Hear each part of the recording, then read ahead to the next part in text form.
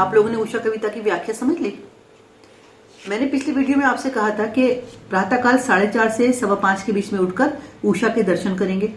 कि आज जो कवि ने बताया है वो सब सही है, इसको हम जानेंगे, उसको एक्सपेरिमेंट देखेंगे उसका। आपने किया था, मैंने तो किया था, मुझे तो एकदम ठीक लगा।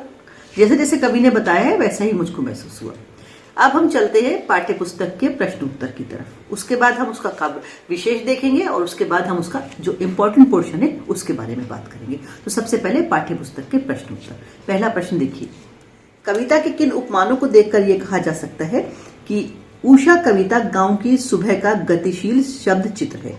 जो प्रश्न मैंने अभी अभी पढ़ा है 2011 में आया था और 2009 में आया था। देखिए, ये बताना चाहते हैं इससे कि किन किन चीजों से ये महसूस होता है कि जो ये कविता है वो गांव को से जुड़ी हुई है। तो देखिए, इसमें हम बात बताते हैं कैसे कैसे जो जो चीजें हमारे गांवों में होती हैं वो सारी चीजें इन्होंने उपमान के तौर पर इसमें यूज की हैं। जैसे सिल, स्लेट, गांव के बच्चे स्लेट पर लिखते हैं और उसको हाथ से मिटाया करते हैं। सिलबट्टा गांव में यूज होता है। ये दोनों चीजें गांव से हैं, इन्होंने बताई है। तो गांव का गतिशील चित्र, इससे ये पता चलता है गांव का है। और ये फिर बताते हैं कि नील जल में किसी की गोरी देह झिलमिला रही हो।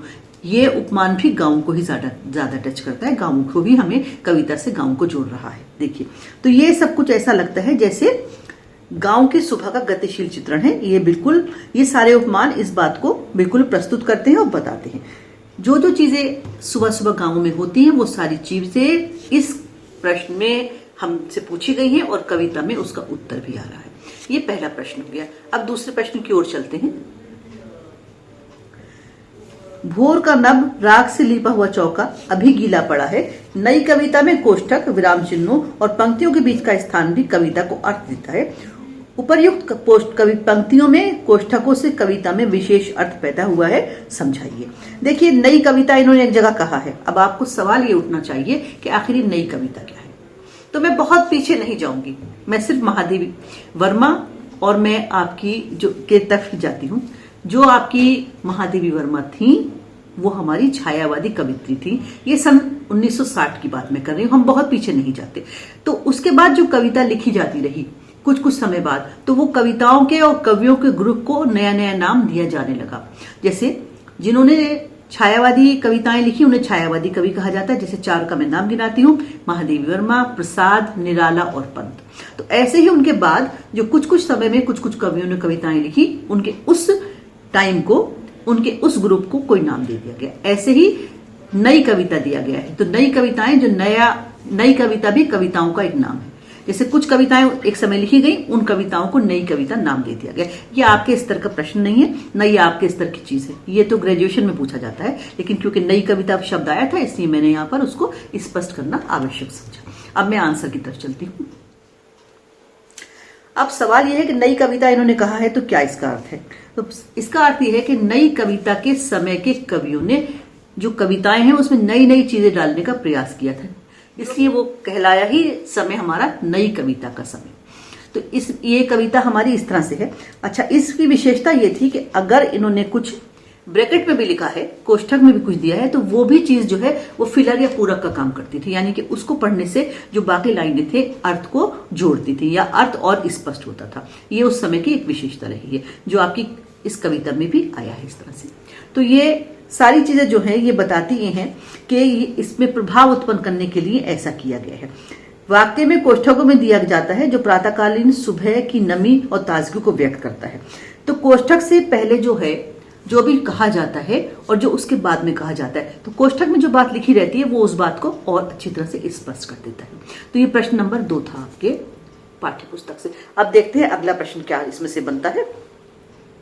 देखिए, इसमें अगला प्रश्न जो बनता है आपका अपने परिवेश के उपमानों का प्रयोग करते हुए सूर्य उदय और सूर्यास्त का शब्द चित्र खींचिए।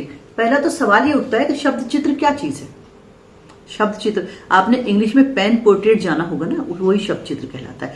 शब्दों के माध्यम से ऐसा वर्णन करना कि हमें लगे कि हमारी आंखों के सामने वो सारी पिक्चर उभर कर आ गई है, ऐसा शब्द चित्र कहलाता है। तो इन्होंने एक वर्णन दिया है, दूसरे को हमसे मांगा है। पहला वर्णन क्या है, देखिए पहला क्या है, जो सुबह सूरज निकलता है उसका सारा वर्णन ही ये कविता है। कैसा कैसा लगता है सूरज निकलने से पहले, ये इन्होंने सारा हमें बता दिया। कभी इनको लगता है शंख के समान पवित्र आकाश है, कभी इनको लगता है कि वो केसर से धुला हुआ आकाश है, कभी इनको लगता है कि ये स्लेट है, और कभी इनको लगता है कि किसी का शरीर झिलमिला रहा है। तो जो प्रातःकाल या मॉर्निंग है उसके बारे में इन्होंने स्वयं बताया है, और हमसे चाहते ही हैं कि हम संध्या के समय को बताएं। तो देखिए, दिन भर का थका हारा पथिक रात शाम होते होते बहुत थक जाता है। उसी तरह से दिन भर सूरज अपनी गर्मी बिखेरते बिखेरते हम सबको जीवन दान देते देते जब थक जाता है तो जाके धीरे धीरे धीरे धीरे छिपने लगता है, और छिपते ऐसा लगता है जैसे जब वो अस्त होता है तो ऐसा लगता है धीरे धीरे जैसे वो कहीं खो रहा है। सूरज खोने लगता है, सूरज जाने लगता है, अंधकार हमारे चारों तरफ छाने लगता है, तब छोटे छोटे तारे निकलते हैं। विधाता, ये जिम्मेदारी मेरे ऊपर, अब मैं तुम्हारे लोगों को प्रकाश दूंगा। ये मैंने अपनी तरफ से कह दिया। मुझे ऐसा लगता है जैसे जब सूरज चला जाता है सितारे निकलकर पलके झपकाते हैं, तब हमसे वो ऐसा कहना चाहते हैं कि विधाता, जो अंधेरा हो गया है उस अंधेरे को दूर करने की जिम्मेदारी अब हमारे ऊपर आ गई है। अब तेरी दुनिया के लोगों को हम प्रकाश देंगे, हम उनको प्रकाशित करेंगे। ये मैंने 2 बता दिए आपको प्रश्न बुक से जो थे आपके। अब मैं इसका लेती हूँ आपको काव्य सौंदर्य या विशेष आप कह सकते हैं। विशेष और काव्य सौंदर्य एक ही चीज है। शिल्प सौंदर्य कह सकते हैं, हमको विशेष कह सकते हैं, यानी कि कविता में आई हुई रस, छंद, अलंकार आदि को बताना। तो सबसे पहले हम भाषा को उठाते हैं।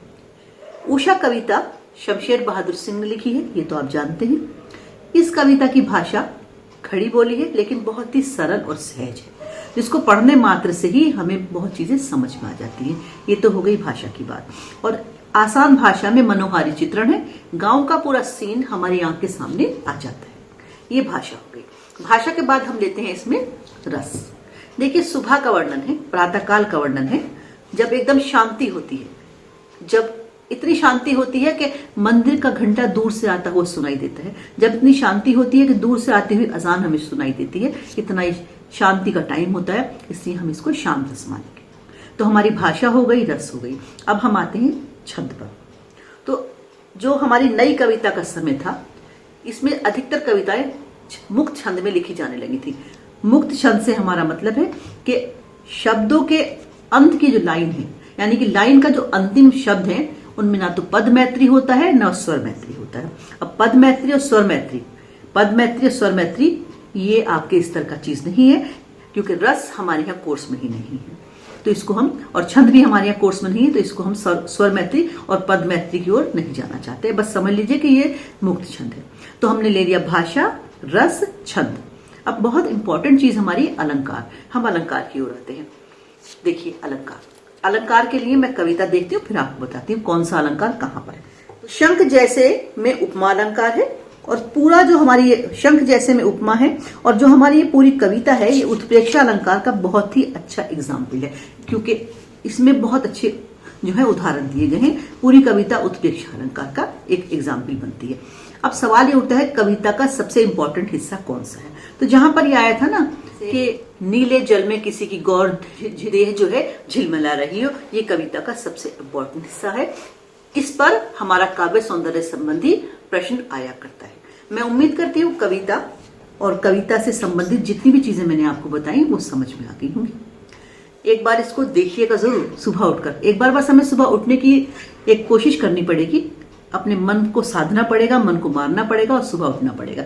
लेकिन अगर हमने ऐसा कर लिया तो हम जान लेंगे वास्तव में ऐसा ही होता है। आप ऐसा जरूर करेंगे, मैं भी ऐसा करूंगी। देखिए, ऐसा है, आप मेरे चैनल को सब्सक्राइब कर लीजिए, लाइक और शेयर भी कीजिए, बेल आइकन भी दबाइएगा। मैं जानती हूँ आपने कर लिया होगा, लेकिन मैं आपको फिर भी कहती हूँ, अगर नहीं किया है तो कर लीजिए। Thank you.